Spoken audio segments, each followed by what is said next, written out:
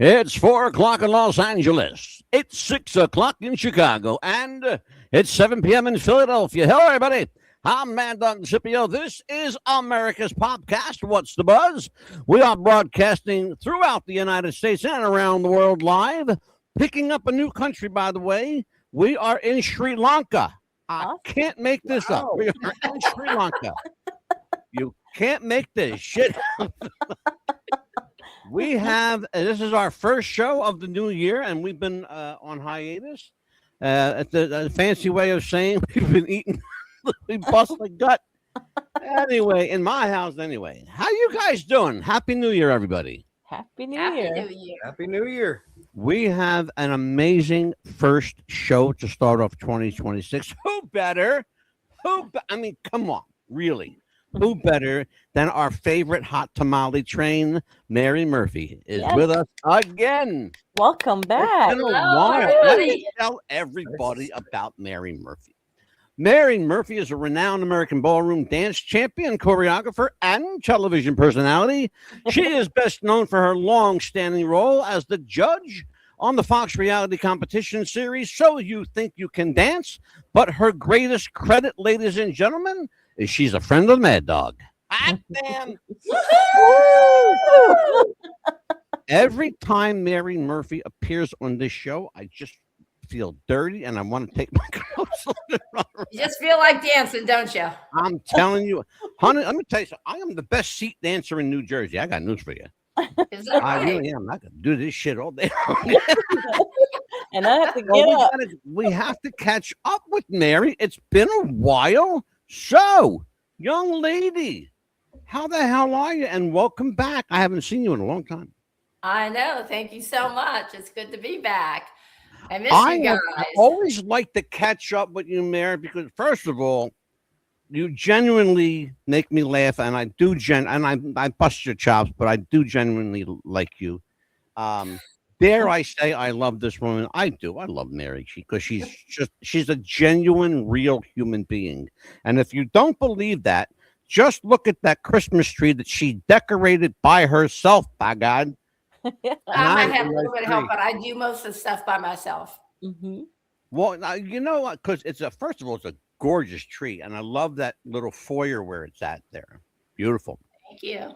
It's from Costco. It looks like mine. Mine is called the Grand Duchess, and that looks just like my tree. We got you back here because we want to find out. Well, first of all, how the hell are you? What have you been up to? And it's been way too long since I've seen you. And this show needed a good smile, and we needed some smiles. Thank you. So what have you been up to, young lady? I've been very busy with the holiday season. I've started off going to the Blue Ridge Mountains. We have a house there up in the Laurel Springs, and we go buggy riding and doing all that kind of stuff. I'm more of a farmer type when I'm back there. And when I come back, I had the typical San Diego Christmas, hot tubs, palm trees, went to Rady Shell, listened to the festival of the most magnificent choir, I tell you, and symphony. It's hard for me to imagine anything farm about you. Anything farm. I can imagine you, Amelia. Well, you guys knew I grew up in a really small town. In the interest of full disclosure, Amelia, the Pitbull Chapman, does know Mary through the family relations. And that's how the hell you think we got her on the show? She wasn't coming on just for the Mad Dog. Anyway. But it's hard for me to imagine you as something quite serious. It's hard for me to imagine you as an outdoorsy type. You're like, you got to be like diamonds and pearls and city and, fancy studs and all that kind of stuff. But let's talk to me about this other Mary Murphy that I just introduced the world to. Farmer Mary. Farm town called Canal Fulton. So all my friends basically had horses. Now this farm it's not an animal farm. So don't get it twisted. This is a Christmas tree farm. And so my boyfriend loves that planting. makes it better. But I have worked on a farm growing up for a full summer, and that was all about cleaning the horse poop out of the stalls. And the best thing about it is like taking a baby calf and feeding it with a baby bottle. Baling hay where it's everywhere. But the best thing about that I remember is that, it was just so, this isn't even going to describe it, like wholesome. There was this massive breakfast. You get up at 5 a.m., you come back in from doing all the chores, and on this table, this woman would have like every kind of breakfast item you can possibly imagine. It'd be this massive breakfast, and out we go, and everybody would come back, and we'd sing songs on the porch. It was a very simple life, and I loved it. I loved it. Mary, is there like this spiritual connection that you get with the outdoors? Some people have. I know some people that are just they live and die by the city, but when they get into nature, it becomes like almost like a religious experience, like because they don't see trees and plants and stuff like that.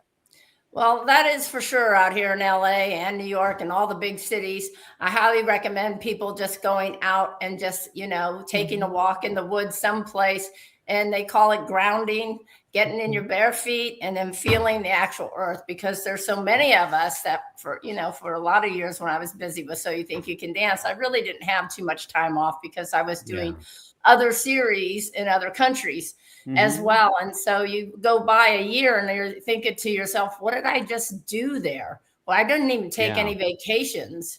I'm getting ready to take a real vacation from my dance studio and from everything. I'm thinking of going to Switzerland and over into Austria and places like that. Nice. Mary, I want to introduce you to the newest member of this dysfunctional family. This is Cal Yater. Callum Yater. We call him Big Cal here. He is actually, I'm proud to say, he is a working actor.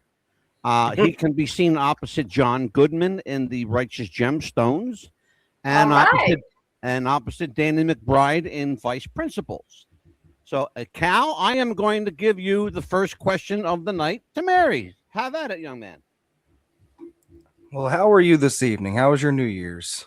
Well, New Year's was really quiet. Like I said, I did a lot of different things around the town, like festivals of Christmas and things like that in San Diego. Went sailing. That was kind of fun on San Diego Bay. We've been having a lot of rain here in California, so it's kind of like we have a good day, then 2 bad days, a good day. But we always know that there's a great day just around the corner when you live in San Diego. It's mostly 72 and sunny all year. I hate to tell you, but that's why we fight to stay here and live here and no humidity. I was in Fresno. I was in Fresno a few months back. I love the weather out there. Like the humidity here is terrible. But tell everybody where you're at. You're saying the humidity. Yeah, where are you located? I am located in South Carolina. Oh, okay.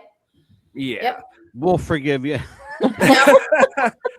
Well, do you have? Shall we all say a prayer? Do you have any favorite guests that have been on So You Think You Can Dance? Oh, that's a loaded question. Yeah, there were so many great guests. I think when Debbie Reynolds walked out, that was super special. There was been so many great directors and actresses and actors. And most of them were really great. I'm not going to say who was really, but there was a couple that, not really that easy to get. I thought when Lady Gaga came out, I thought I was just going to roll over and die at that point.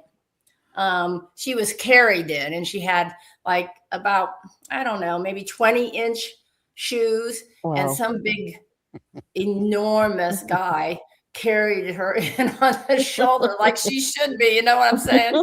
20-inch heels. I didn't get to sit right next to her because she was kept to Nigel's right side. Wow. Mary, I'm going to follow up. I'm going to piggyback off of Cal for just a second, then I'll turn it over to Amelia. Have you ever, in a different way of asking that question, have you ever been truly surprised by anybody that's come out that like you had no heads up on? Oh no, they always give us a heads up. No, we've never been like shell shocked about who was going to be on the show or who was going to be performing. We always knew, and then of course the excitement built on the set and with the dancers too when they found out somebody super famous was going to be coming out. Then I asked because I've been doing radio and television for a very long time, and once in a while, particularly on radio, it happens a lot on radio. And there's nothing that you can do about it. You can't go back and do another take. You are live for everybody.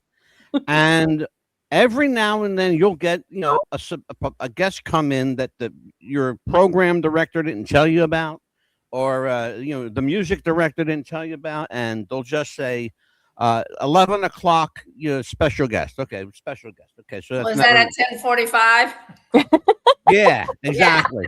Usually, the 10:45 is a little too much of a heads up. It's usually 5 of 11. Mm-hmm. Yeah, 10:55, 10:56, and you're like, okay, here we are. And once in a while, you're really surprised, and very often you just want to get the hell. It's you go into cringe mode. Have you ever gone into cringe mode?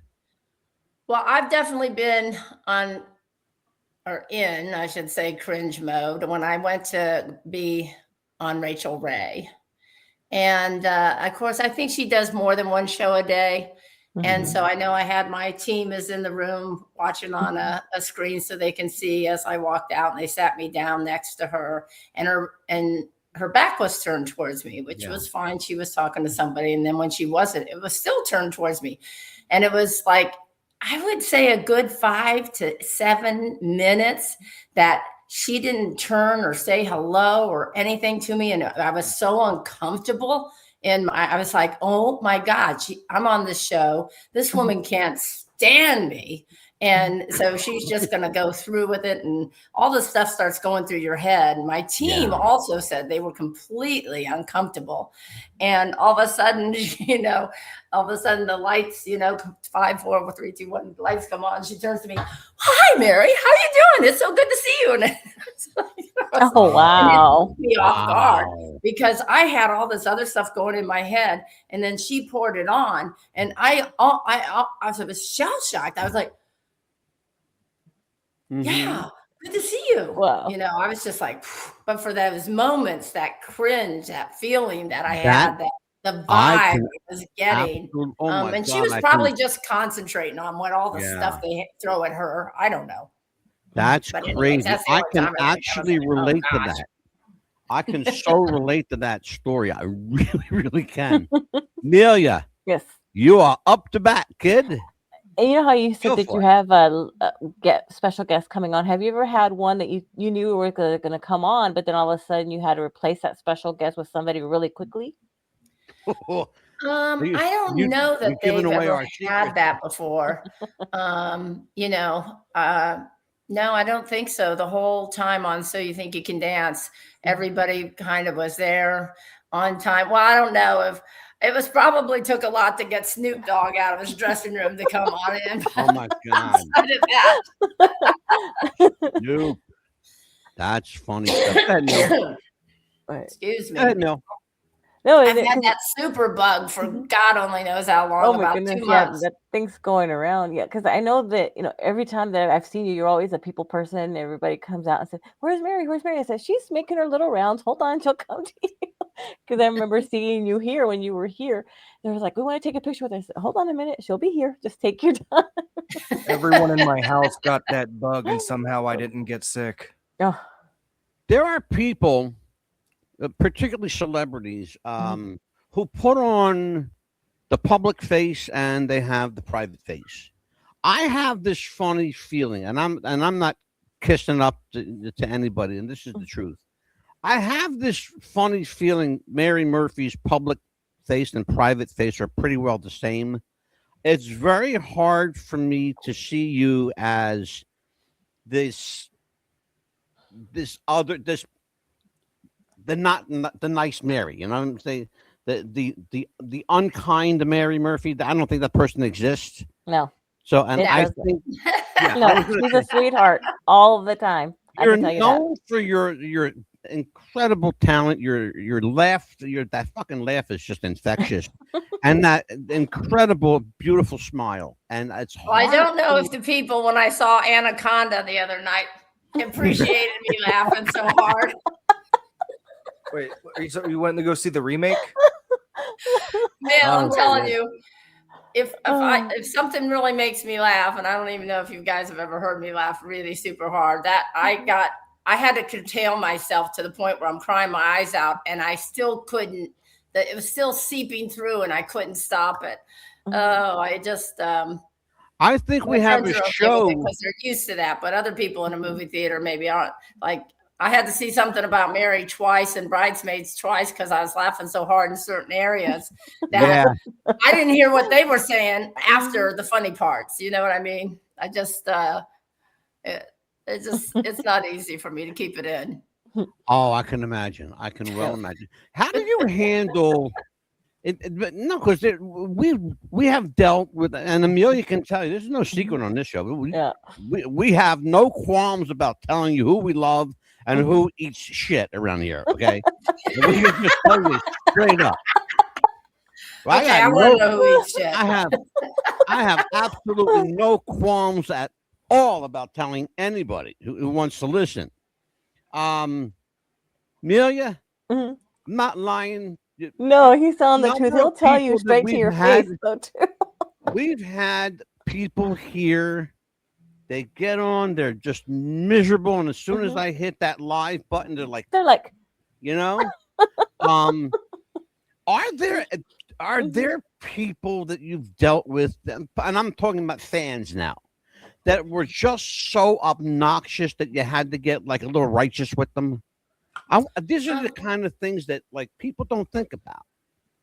Well, sure. I certainly had people that were, stalking me at certain years of the show. I had my first really weird experiences of that I was in Hawaii walking on the beach, and a woman recognized me, and she came over and with her two hands grabbed my arm, and it was like she lost her mind. She was dragging me to her friends. And I kept telling her, I said, it's okay. I'll say hi to your friends. You can let go of me. And she couldn't even comprehend. I mean, it was as if she caught a fish. That's what I felt like. I felt like this it was just the weirdest experience for me because I've never really had anybody do that or get that way. And that was early on. And I was just like, oh my God, this person. And I said hello. I took pictures with all of them, and I did, I left everything okay. But that really scared me. And I've been in situations in different countries too, where the crowd is pushing up against you. And I didn't have a bodyguard until later. They saw that I was backed up against the wall with about several hundred people like coming and pushing on you, and you start to feel like you can't breathe at that time. I don't know where that would be even acceptable. Who does that? Well, people that just either, I don't know, they I'll tell you why I asked the question, because it actually happened to someone I saw recently. You don't know who Susie Quattro is, right? She played the Pinky Tuscadero, Leather Tuscadero on Happy Days many years ago. Well, she's 76 years old and she's still performing. A woman reached up to her, and you can see it, it's on YouTube. A woman reached up to shake her hand and ended up taking both of her arms and pulling her into the audience from the stage. Wow. And that's why I asked that. It's interesting you say that the woman, grabbed you with both of her hands and pulled you, because that's what happened to Leather Tuscadero, Susie Quattro. She got pulled into the audience from the stage. Damn near almost killed the woman because everybody's got to jump, like piling on in a mosh pit, Yeah. The question of celebrity safety is a paramount one these days, because a lot of people are, I don't know what it is. I don't know if AI is contributing to this, but it seems. I think it is. I think it does. I mean, it wasn't on the early part of the shows.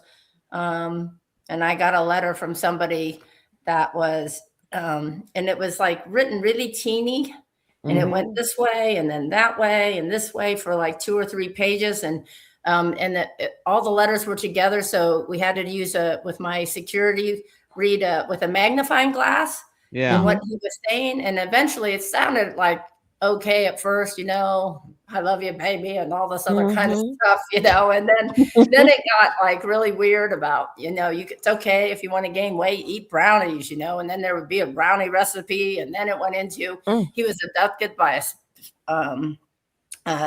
aliens, and they took him, and he could describe in great detail everything about the spaceship and what they did to him, and I'm like, oh my God, I said, when is he was in prison. I said, when is he getting out of prison? And he told me too, that when he does get out of prison, that he is going to come get me, and we're going to live in a teepee in Montana. And I was like, oh my goodness. And so then the show checked, and then they said he was never going to be getting out of prison. And I said, well, what if he escapes? Like when the show's over and everything. So I tell, as a joke, but actually kind of honestly, I tell my friends, if I ever turn up missing, and I'm telling all of you now, yeah, absolutely, I'm going to be in a teepee in Montana.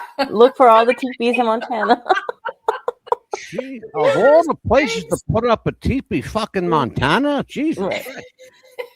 Yeah. Someplace nice, warm, where teepee is like Arizona, maybe. Montana. Who the hell lives in Montana? Do teepees get warm? Nobody lives in Montana. Fucking dirt. The dirt population is rampant in Montana. Go ahead there, Cal. Go ahead, brother. I mean, I've never been in a teepee, but are they warm? They are warm. I've been in one. I've never been in one before, and I hope I'm not going to be in one. Yeah. My daughter's neighbor across the street has one, and they've been pretty warm. But I wanted to tell you real quick that Jeff, you were one of his favorite pictures that he took with you. What's that? Was that to me? Yes. Yeah. My husband Jeff. Oh, that Jeff, was one of the favorite pictures that he took was with you when we first met you. That's nice. Yeah. Yeah. Mary, you know that Jeff passed away? Did you know? My husband passed away in March of last year. He'll be a year in this March. We lost Jeff around the end of March, I believe. I'm sorry to hear that. Thank you. Yeah, he was a great guy. Great guy. Now his brother Michael was your partner for a while. Yes, I call him my other husband. Oh, yeah. Wow. One of the things he's my business husband. We're two partners in crime. To catch up on is what you're doing now. We talk about, you can always talk about, so you think you can dance for so long. Then you got to talk about other stuff. All right, so let's get down to business here. Let me have some fun. What are you doing now? What can we promote for you? What can we tell everybody you're involved in? I want to see you somewhere doing something. Thank you. Well, I'm still trying to pitch a show, and those of you out there that pitch shows, at least I can get into a room and pitch, but it still takes, it's like 1,000,000 to 1. And then once something happens, it goes really fast. But I've created a show called Off Balance, and it's really loosely based off of characters. Is it based on my life, man? It's based on your life, yes. Characters over all the years of owning a dance studio.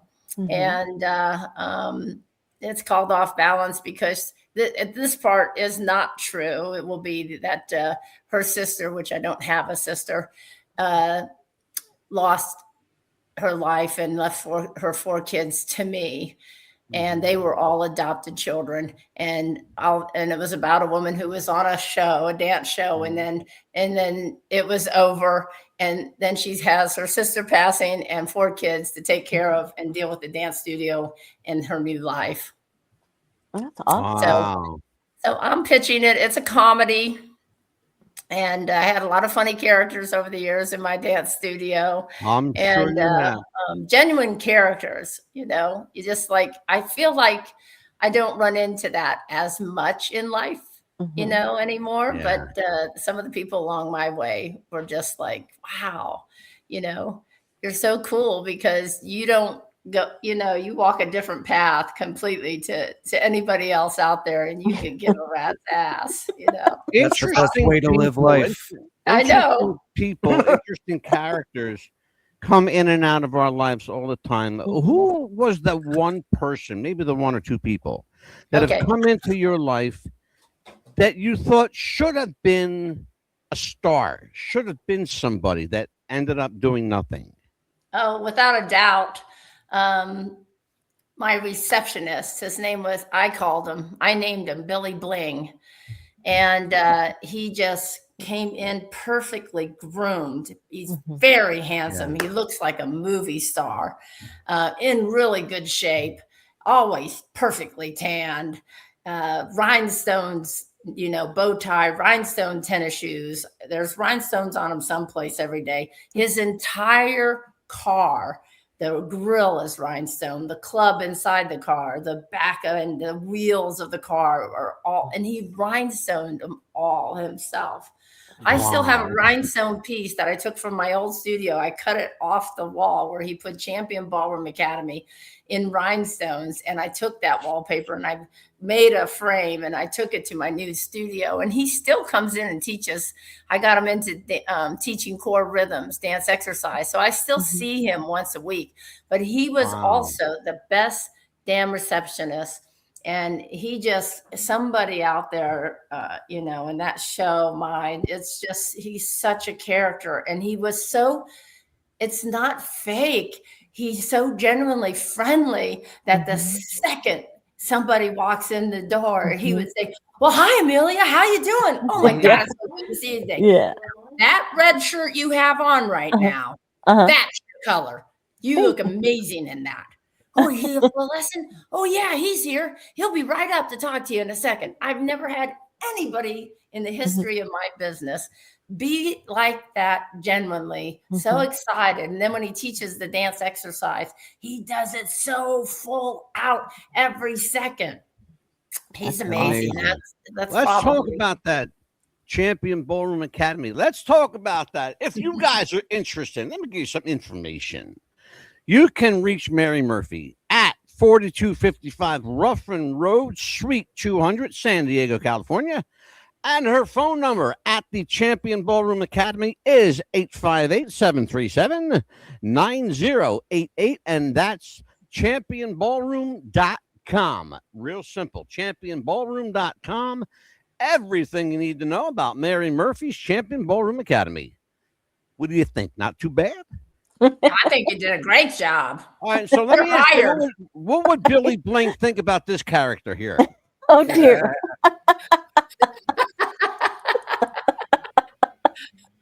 Say, what is it you want to know? Well, if we can get past the laughter first. No, you look great. You do.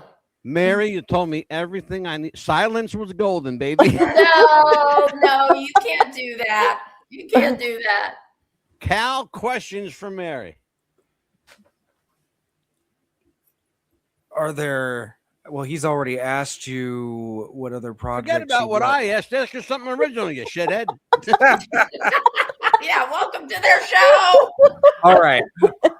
Did you have anybody, you don't have to give any names, that you just did not like? Oh, good question. Now we're getting into the dirt. Uh-oh. I'm not trying to get you in trouble. Over the years, there were, a couple of guest judges. I'm not going to say their names, but it wasn't easy.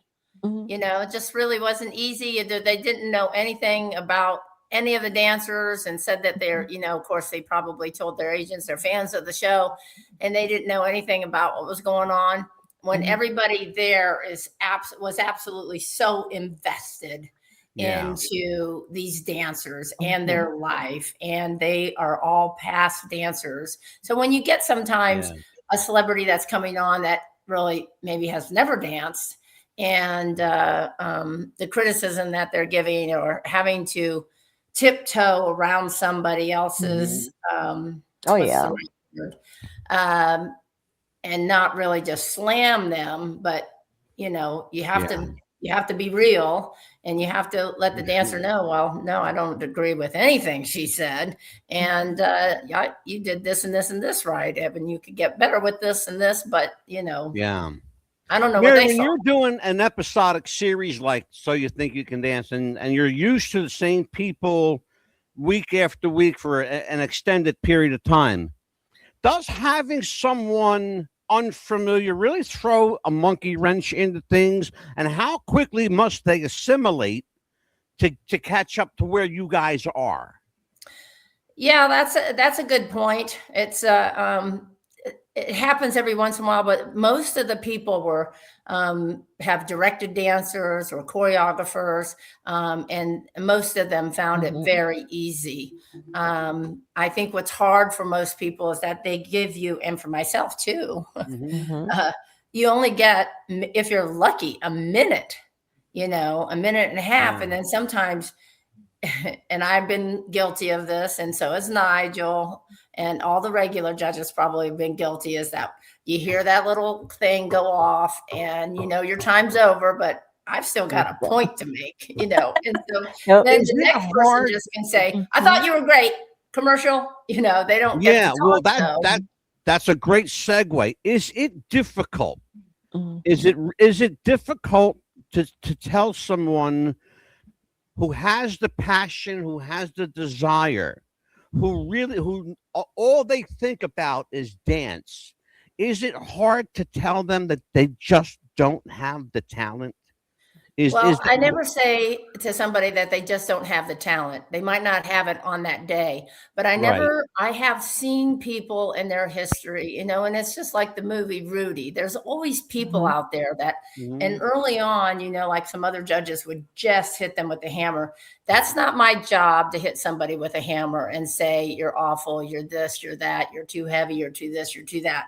That is not what I felt like was my job to do. My job was to give you constructive criticism and in a way, because when people are on national TV like that too, I realized early on it's monumental. It's on air. What you say to them, you should really care about, because you don't know what's going on in their life. You may have just ended somebody's life by saying that and being just darn right mean to somebody. That is not my responsibility. That is nobody's responsibility to do that to somebody. There's still a way of telling somebody that, you could be better. Come back again, like Twitch, for instance. He was told 3 times, come back, not quite there yet. Work on this and this and this. And he did. And then he went all the way into the finale of season 4. So the reason I'm asking that is there are people, and have been people on dance, not only just dance programs, but singing, entertainment, competition series. One that comes to mind viscerally is when Piers Morgan was on America's Got Talent, when he was a judge on America's Got Talent. He's first of all, he's not a nice person, and I believe he's viscerally mean, because he can be. But to come out and say to somebody who's pouring their heart out in front of 1,500 or 2,000 strangers in Radio City or wherever they do auditions, that's a lot of people to be made a fool of in front of. And I wanted to know if there's a way to handle somebody like that. If some, you don't want to say, oh, you got no talent, which he's come, you could look at, he's come out and said to people, you just don't have the talent.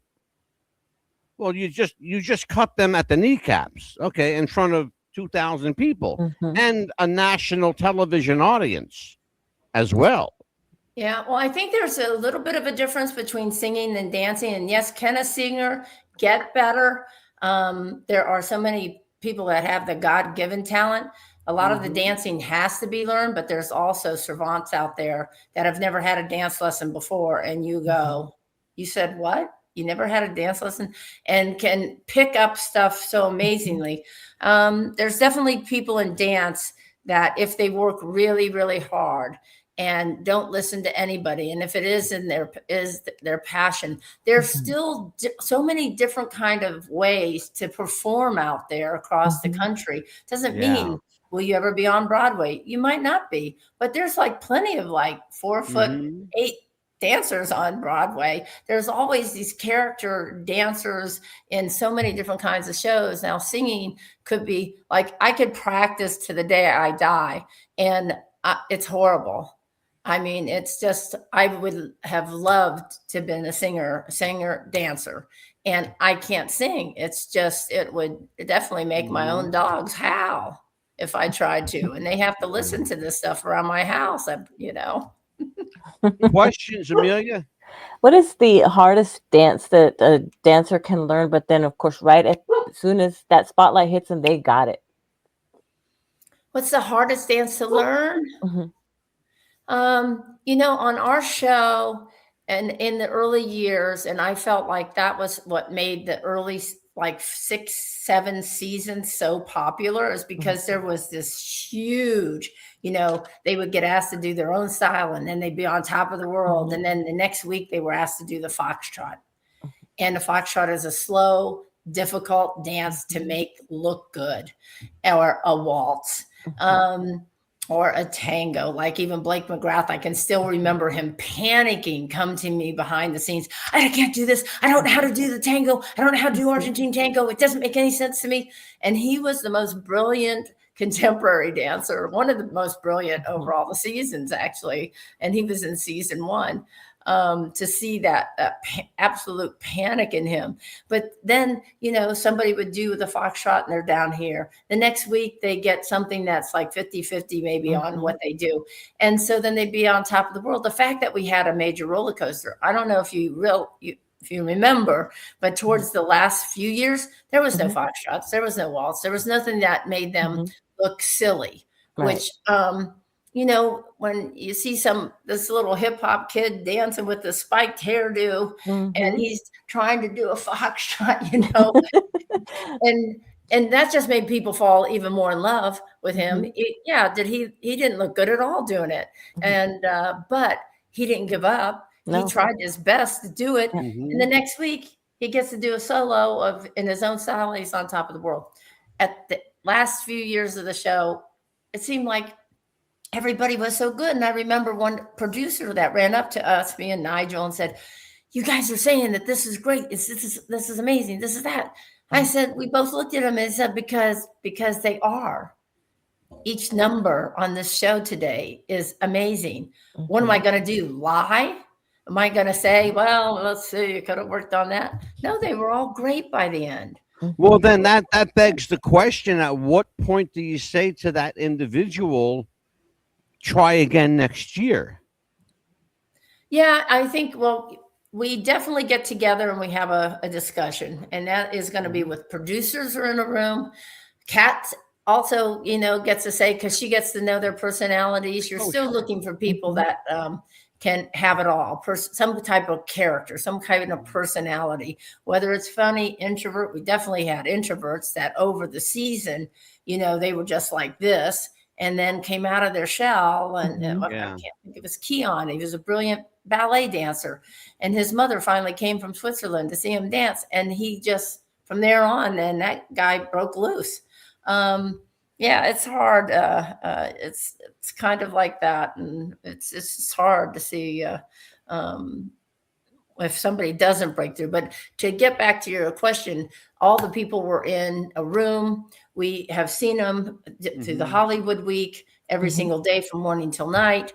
You see how fast somebody can pick up. So yeah, for the majority, we pick up people that are going to pick up material. Not everybody can do that. That takes a special talent in its own. If you are a jazz and ballet dancer, a lot of times they do new sequences every day. A ballroom dancer tries to work on a number and stay doing that. They could be doing the same, you know, piece for like 5 years. So and hip hop dancers too, they get new choreography and they're shell shocked. Well, I can't put that together.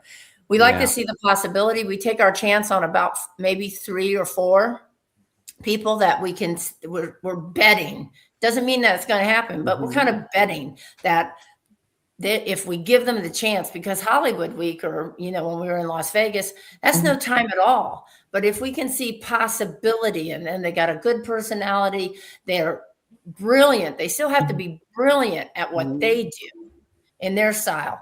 Do we see them being able, if they had, because some of them never had the money or means to take any other style. Yeah. Of course, the wealthier kids are out. As soon as they think they're going to be on So You Think You Can Dance, they're taking all the dance lessons they ever want. Not everybody has that possibility. If I'm reminded of a number of people having been I always considered myself a super fan of So You Think You Can Dance. And I'm reminded of a number of people who are already working in, you know, Broadway productions or off-Broadway productions, and they come onto the show looking for that extra push, the television push, to have somebody, you know, more eyeballs on them. Does it really benefit somebody that's already working to go on a program like So You Think You Can Dance, or they're working like Don't Rock the Boat, You Got a Job? I mean, well, that's true. Look at it.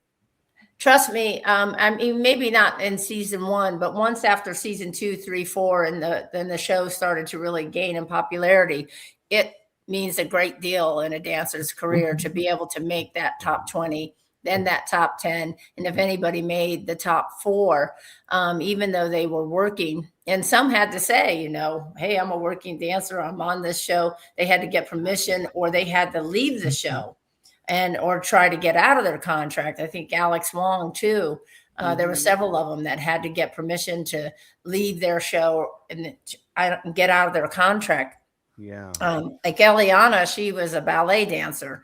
And after the show, and after they went on tour around the country, about a year later, I was on the phone with her, and actually with another dancer, and they said, "You never believe Eliana's right here in this bar with me." I said, "Put her on the phone." And we started talking. She goes, "Mary, you'll never believe it. You know, here's these amazing ballet." She goes, "I'm dancing with Taylor Swift around the world. Can you believe it? Oh my God, it's a lifelong dream." You know, and I think I want to say his name. One of the other dancers, he was with Cher, and having the time of his life. And he was a brilliant contemporary dancer. It just opened up other doors and possibility for these dancers, and also to become a household name and be well. Now, if they walked in for an audition for a dancing role, people knew what you could do. They're either going to like you or say quickly, you know, you're not right for this job. It'll go much faster because most of the people in our industry too watch the show. There was one guy, I thought he had a bit of an attitude, but I thought his attitude worked for him. He's a young Italian kid, and I wish I remembered his last name, but I think his name was Trey. I can't remember anybody. He wasn't real tall. He was a shorter kid. He's a shorter Italian kid, and he was doing chorus line. He was auditioning for chorus line, and he got the part. And I'm trying to remember what the hell his name was. God, he just had this he looked like an Italian street kid. Gosh, I can't remember who that would be. I'm trying to remember what the hell his name was, but for whatever reason, I wanted to say Trey, or part of his name. So was he kind of cocky on the show? Yes, ma'am. Yes. Yes. I think a certain amount of dancers have to have that to be able to do that, and especially they have to sell something that they've just barely learned. I would never be able to do what those dancers did on that show. And I know it was a lot of high stress on these kids, very high stress, and a lot of breakdowns behind the scenes in order to come out and be fearful of making themselves look bad. Yeah, I'll tell you what, you know, if you can't handle, you know, the stress, what do they say? You can't handle the heat, get out of the kitchen. Rejection. If you can't handle the stress of the entertainment business, and let me tell you, folks, from experience, it's brutal. It is absolutely brutal. Everybody wants your number, and everybody's got your number. And Mary knows what I'm talking about. Yes. But speaking of numbers, we got one number here, and it's our sponsor's number. And I got to do them right now, Mary, because I'm about 12 minutes. I'm about 12 minutes past the hard break. So here we go. Do you have sweaty balls or volleyball netty balls? It's time to make them ready balls. The Manscaped.com Lawnmower 3.0 will do the job and cleans your knob with its patented no-nick head, so your head will function as desired. Enter promo code Wrestling Future for a generous 20% discount. That's enter Wrestling Future for a 20% discount. Manscaped.com. And Wrestling with the Future, going balls to the walls with Manscaped.com. And the Lawnmower 3.0, your balls will thank you. And so will we.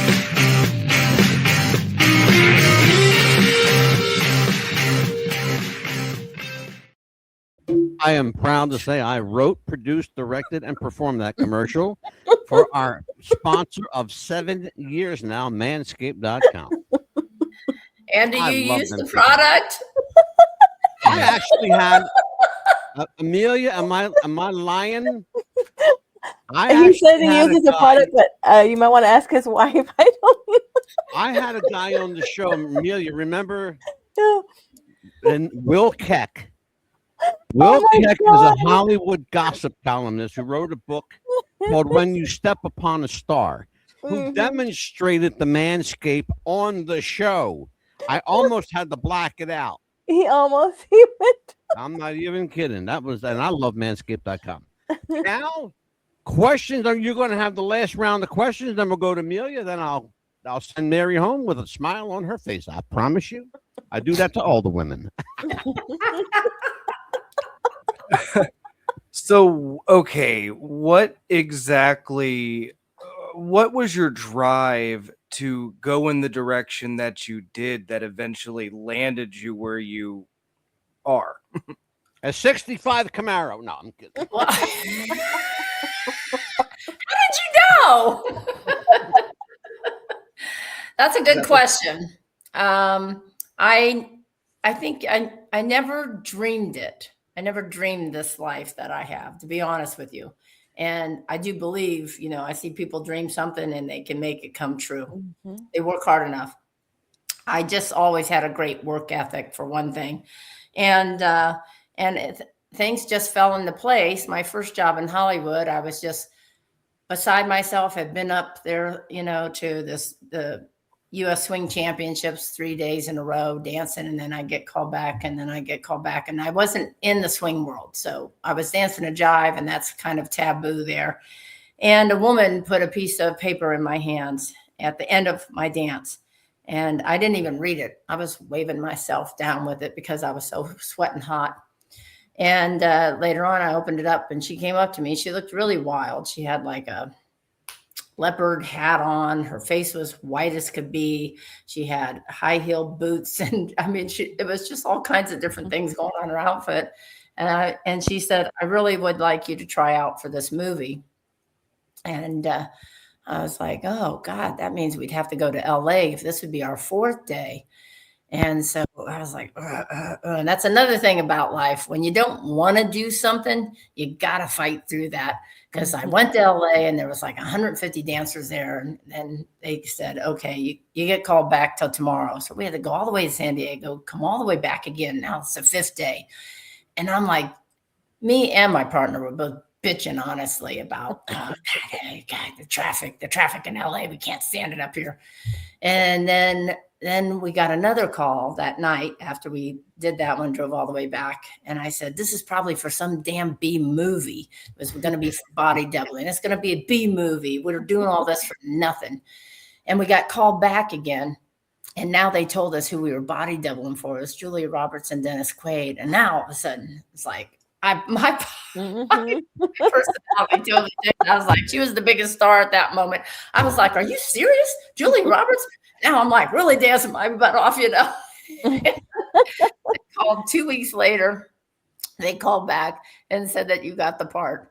And you're going to be teaching Dennis Quaid in LA. And then when you get down to set, she's in every scene of the movie. So you're going to have to teach her in the back of this plantation in a tent at the end of November. I was like, wow.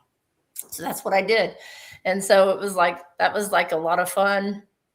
There were some other things in my life. I got a Coca-Cola commercial before from doing something that I was just so aggravated and so busy that I didn't want to do this. It was about a free contest for the university kids film department. And if their commercial won, then it was on in front of all the theaters. And I was doing it for free. And I was like, I don't want to do this. I'm so busy. You guys are pushing too much on top of me. And so I was in that mode again. And again, that one won. And I was in all the movie theaters. And it was a really cute commercial, I have to say. And so I have to listen to that when I get in that place in my head where, this is too much, or I don't like what I'm going to do, or this or that, and something wonderful always seems to come out of it. So I have to say, stop, just do it. Shut the hell up and just, and usually things work out for the best. You can't listen. Just do it. Don't care what we all have this negative chatter. You can't listen to it. You got to just fight through that and open yourself up to a new possibility. Yeah. You hear what she's saying, Cal? That's what I started doing a year ago, and I'm here now. Well, all right. I was just gonna say, Cal, listen to what she's saying, especially in your end of the business. Particularly it's super in your hard. End of it. What he's into, if you're going to auditions, and there'll probably be a lot of auditions that it's, sometimes they don't even tell you whether you made it or not. They just don't call. Yeah. Sometimes you won't know. And, it's like my first job in radio. I was just about to turn 18. I had this voice since I was 16, though. I had fairly decent pipes. And I got a call. And I couldn't take the job because I wasn't old enough. I got a call for the #1 station in Philadelphia, the major market station in Philadelphia. Well, and they really wanted me, and I wasn't old enough to actually legally work. Damn. But there were people who were really good at documentation. Let's put it that way. I can say that now because this was like 50 years ago. I know. That's awesome, though. This was 50 years ago. But yeah, I'm going to tell you what, man, when you get that call, your ass better be ready. That's right. Amelia, yes. I am going to let you close it out, and then I'll tell everybody what we got going on. We'll send Mary home, and we'll finish up what we got to do here for business. Besides ballroom dancing, was there any other career that you had wanted to do besides ballroom dancing?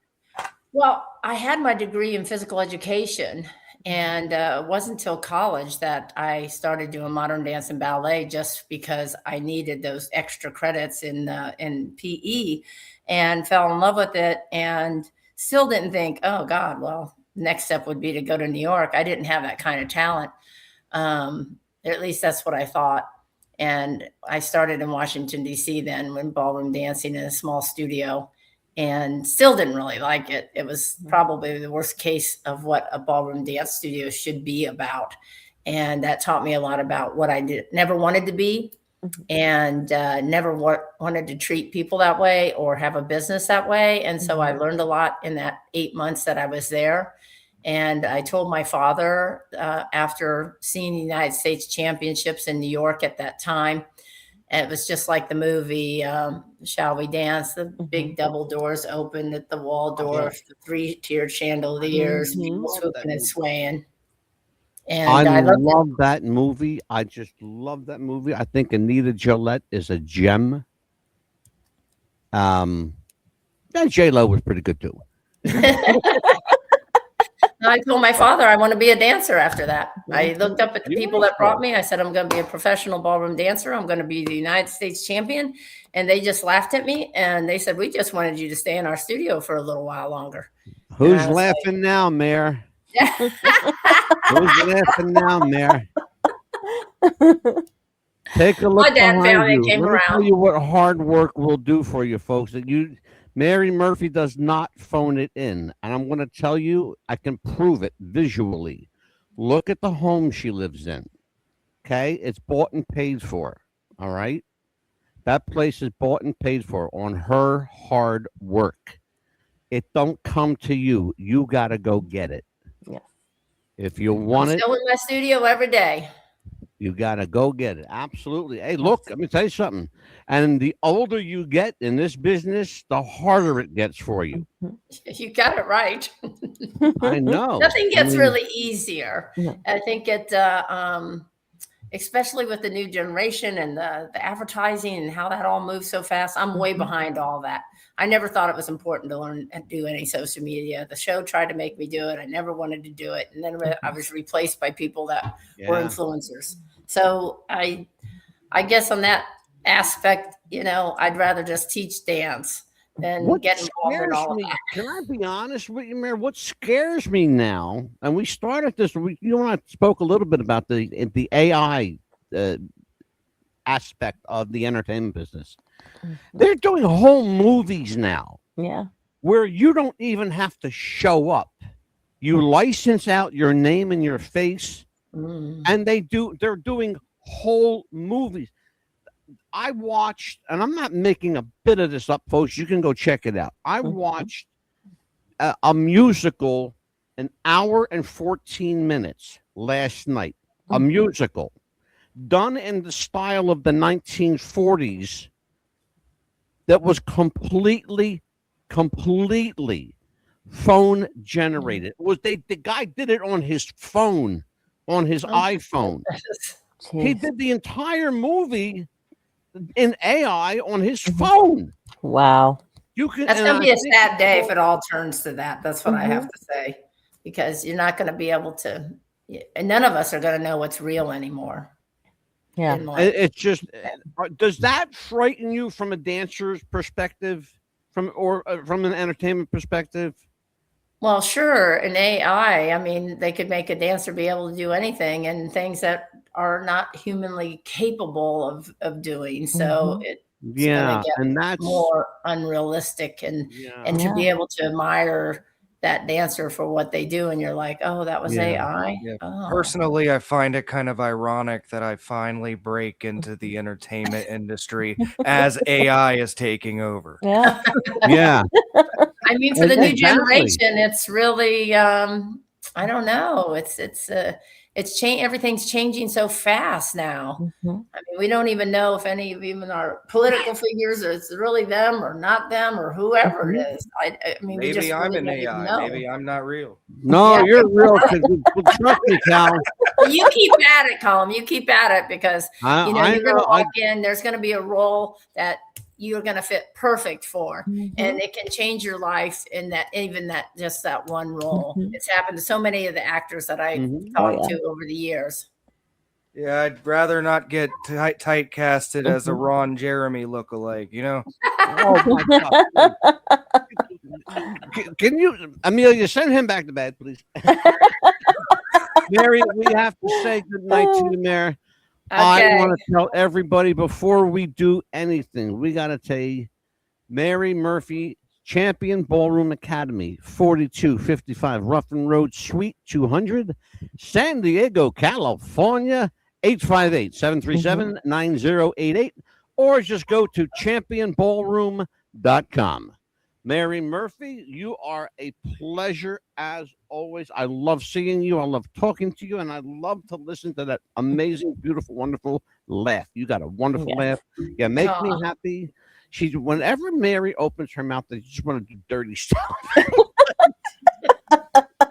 Anyway, Mary, thank you for being with us. Amelia, thanks for reaching out to Mary. Absolutely. Anything you want to say before I let you go, sweetie? I do want to say that one of the biggest things that in the dance industry happened this last past year in December, and that was the very first Hall of Fame for dancers. Oh, and wow. just quickly, I want to tell you who was inducted. I felt very privileged to even be there. Oh, yes. Gene Kelly, Misty Copeland, Bob Fosse, Mikhail Baryshnikov, Alvin Ailey, Martha Graham, Twyla Thorpe, Jerome Robbins, Kenny Ortega that did all the dance movies, Stephen Twitch Boss, and that's why I was there. Twitch was inducted into the first Hall of Fame for dancers, which should have been a long time ago, a long time coming. And I was just very grateful that I lived long enough to be able to see and witness. And Shirley MacLaine was there. She got the Lifetime Achievement Award. Everything that she said about what dance did for her life, I was just sitting there sobbing, watching her. It was amazing. I didn't hear the name. I didn't hear the name Alvin Ailey. Yes, Alvin Ailey. Oh, okay. Yeah, he was inducted. Yeah, yes, he was. You guys don't know who Alvin Ailey is. He's an African-American dancer. His style of dance is called impressionistic dancing. Now, I don't know what all of that means because I'm not a dancer, but Mary, you might. So, well, for sure, it's definitely based in ballet and modern contemporary, and then he was able to take it into kind of another level, I feel like, and created kind of a style that became known as just like perfectionism. This most beautiful artistic, the way that he was able to use everybody's body to make just the most unbelievable routines and stuff. It's just fluid motion. It's just so beautiful to watch.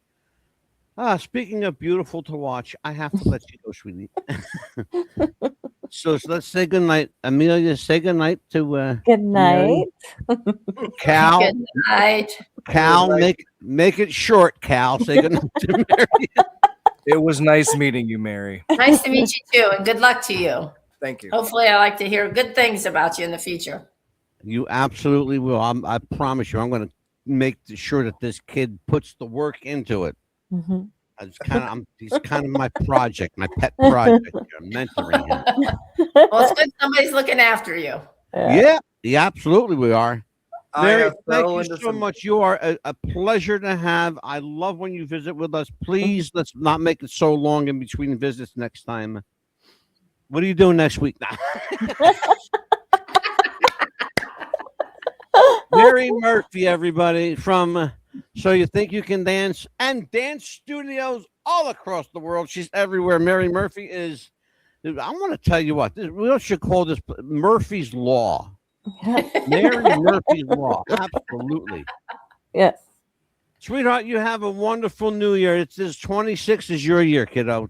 It is. Woo woo. Yes. Take care, Mary. Thank you. Thank so you, much. guys. Take Good care. night. Night. Bye-bye. All right. We are back. Amelia, how do you end up over here all the time? I don't know. It pushes me Get that back way. in your spot. There you go. I love having Mary Murphy here. She is such a charm. She really is. Her energy is great. It is. Oh my God! Please, what you should have seen it the first 3 times she was here. Yeah. Oh my God! The first time she was on this show, all we did, Amelia, just laugh and laugh, and that's all we did was laugh. And the second show, we just laughed and we laughed. She's got such an infectious laugh. But I wanted her to come, and I'm glad we did. We got her to be a little serious tonight, which was good, because I wanted to talk about what she's going through in the dance world. A lot of what she's experiencing is being taken over by artificial, intelligence, AI.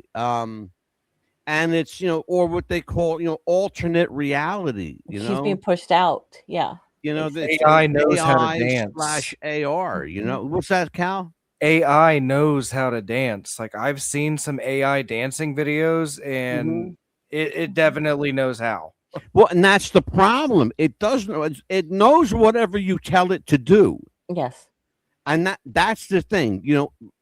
but there are some of these programmers are really, really good.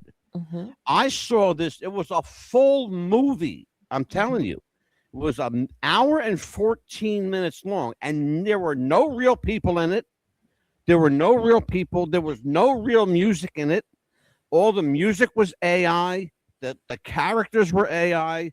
The dancing was, everything was, the costumes, the scenery, the city was all AI. The entire film was done on a guy's phone. You hear what I'm saying? His phone. Wow. This is what we're talking about. You know, and it affects people like Mary because that's her bread and butter. You know, and for you, Cal, you're an actor. It's scary that right now, and this is on the table in Hollywood right now, that Kevin Costner, who I don't like anyway, Kevin Costner is actually thinking about, and I'm making a word of this up, Kevin Costner is actually thinking about letting a film company license his image for AI use. Like he'll be in the movie, but he won't be in the movie. Yeah. You understand what we're Physically, he saying won't there? be there. Yeah. But And he's still this getting is- paid for the likeness. Yes, exactly. Watch the Marvel movies, all of the Marvel movies, the Avengers, Captain America, Captain Marvel, all of that. Watch all of that. It's loaded with AI. Guardians of the Galaxy, AI from start to finish, all throughout. And you can't deny it. And you can't compete with it. That's the thing. It's so good, you can't compete with it. You know? It's like I want to show you guys something. I'm going to do this again. I want to do this again. I'm going to show you what I did the other day. And you're going to look at this and go, this is crazy. That's me and Donald Trump. Is it real? No. No, of course not. Because I'm about showing the you. picture with you and Geddy Lee. Wait a minute. Hold up. Here you go. Here's one with me and Elvis. Oh, that's real. No, it's not. No. No. But I'm going to show you one that does look real. You know why that looks real? Because that is the real one. Because it's the real picture. Yeah. What I'm telling you is you can literally. Whoop. Oh, there you are. You can literally take any of your photos, any photos that you have, and augment them. You can put anybody you want. You know, I took the video. No, I'm sorry. I took photo and made a video out of it. I brought my dogs back to life. Yeah. I brought my sister back to life. I brought my mother back and my dad back to life. Okay, now my mother, my father, my sister, and my dogs are all deceased. Right. Okay. I have one sister left, and she don't talk to me. She's okay too. Yeah. But the point I'm trying to make is, it's that good that you can do it at home. That a guy at home on his phone made an hour and 14-minute movie, a song and dance movie. We had on our show a month ago, Nick Santamaria. Nick showed a film clip. We showed a film clip of Nick, okay? The film was done a couple of years ago, but it looks like it was done in the 40s. Right. Yeah. Remember, Amelia? Yeah, that was pretty cool the way they did that. The way they did it. But that wasn't AI. What they did was they just made it look like an old movie. You know? The point I'm trying to make is the technology is really, really good. and it's really scary, but it's really fascinating too. It is. I love AI, but I also know in the wrong hands. Here's the thing, though: in the wrong hands, it can be devastating. Mm. Okay, like tomorrow night, we're going to do. This is actually going to tie into it because we're doing a show tomorrow night inspired by William Shakespeare. And I'll tell you what this is about. You're going to love this one. You know, Shakespeare said, all the world's a stage and us merely players. He said that. Okay. Shakespeare doesn't know how right he really was because our government right now, the people running things right now, are all people that have been either actors, spent years on. Look at Donald Trump. He spent years on television. The Apprentice. Mm-hmm. He's president twice now. President. Okay. Mm-hmm. Ronald Reagan was a president. Okay. The first. Who did I say? The first. Abraham Lincoln. Abraham Lincoln not only was an actor, he was also a professional wrestler. I can't make this up.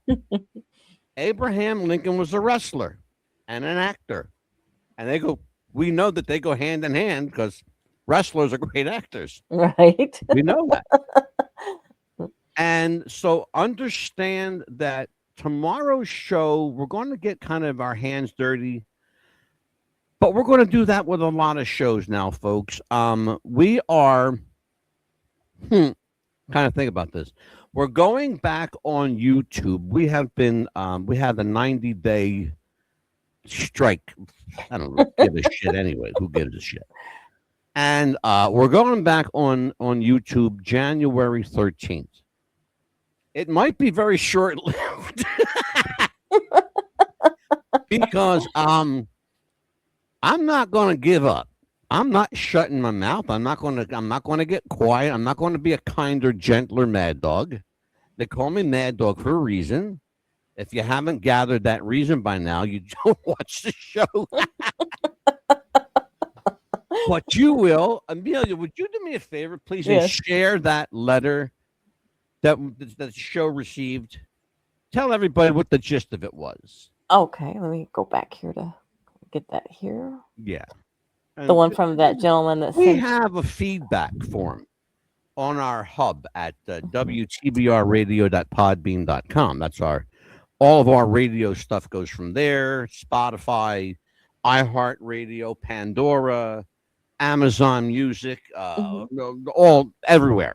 Mm-hmm. You know, everywhere you can find a podcast, there we are.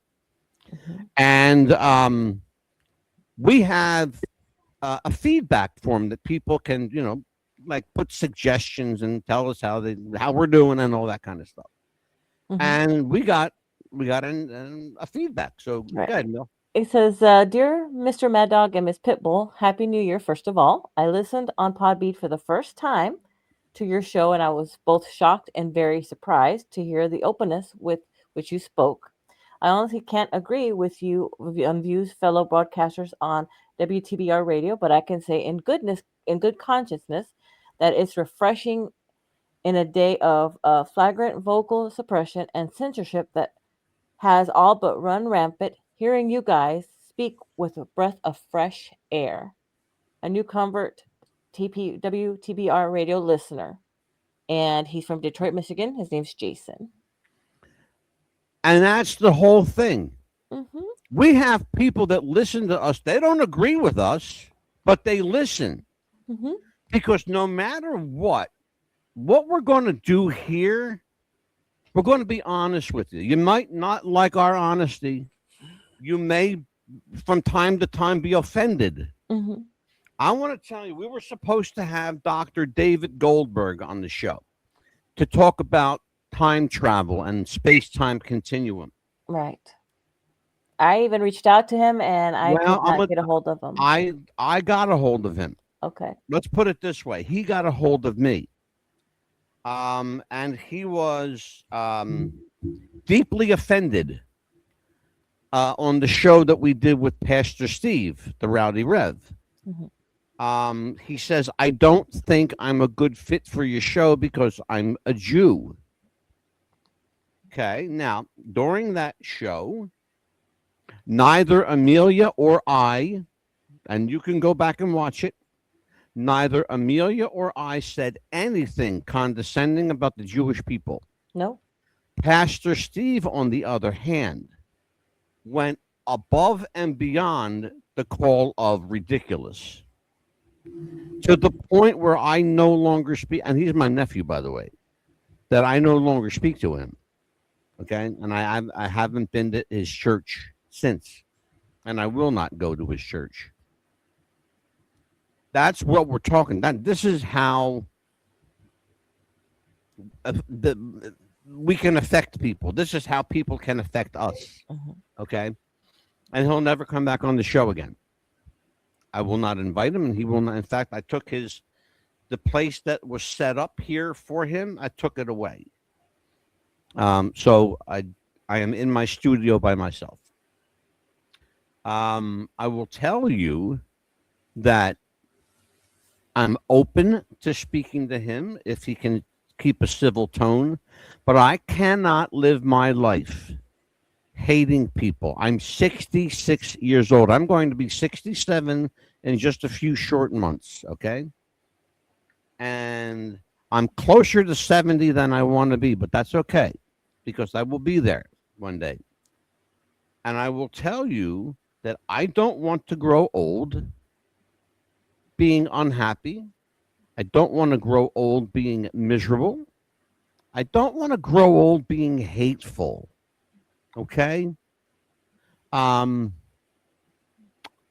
important to me. And it's important for me to say that to you, my audience, and for you, my co-host, and for my segment producer, the Pitbull.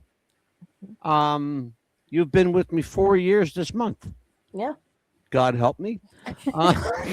And I started off as a guest on the show. Wow. Cal has been here for about 4 months now, Cal. 4 months, but before that, I was on, I don't know. That's maybe... right. Yeah, you were here before. Yeah, that's true. So I'm going to say 6 months. So I'll say Cal's been here 6 months. We'll give him a little wiggle room. Where's my T-shirt? Yeah. And right? So, and there are, by the way, Cal doesn't know this. Cal's going to find out right now live on the air. But I have a show that Cal is going to host. Ooh. You don't know about it yet, but you're going to find out. You're going to find out shortly.